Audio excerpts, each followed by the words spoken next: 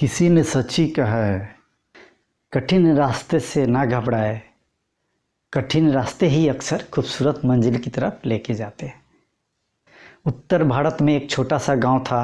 उस गांव में एक बुढ़िया अपने बेटे और अपने बहू के साथ रहती थी। वो बुढ़िया देख नहीं सकती थी, वो जन्म से ही दृष्टिहीन थी। वह गणेश जी महाराज की पूजा करती थी और उन्हें खूब मानती थी। वो बहुत गरीब थी और यही सोच के पूजा करती थी कि मेरे गरीबी में भी ईश्वर का हाथ है, ईश्वर यही चाहते हैं। यही सोचकर वह गणेश जी की पूजा हर समय करती रहती थी। उसकी पूजा से खुश होकर एक दिन खुद गणेश जी महाराज ने साक्षात दर्शन दिए और पूछा कि मुझसे तुम क्या मांगना चाहती हो। तो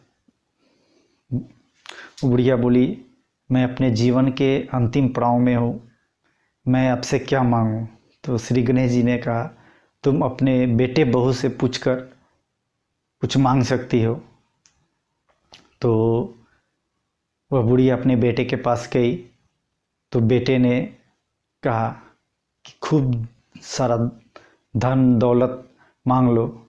फिर वह अपने बहू के पास गई तो बहू ने कहा, खूब सुंदर सुशील एक पोता मांग लो, क्योंकि उसकी बहू 3-4 साल से संतान सुख से वंचित थी।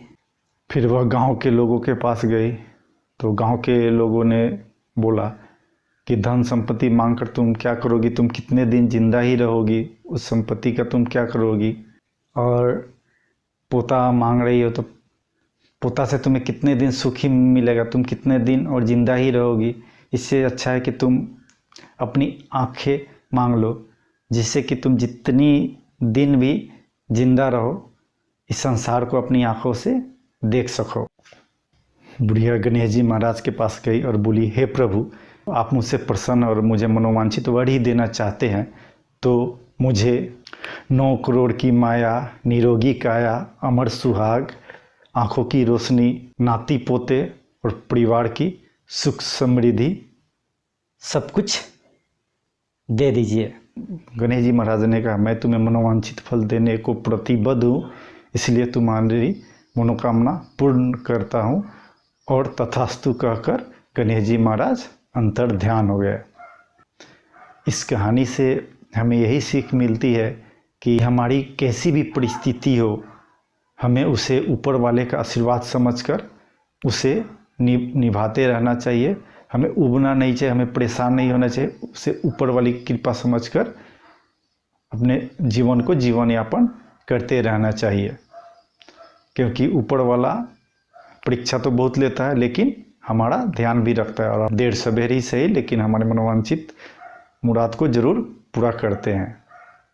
और अंत में मैं आप सबसे फिर यही कहूँगा, संघर्ष जरूर सफल होगा, वो आज नहीं तो कल होगा।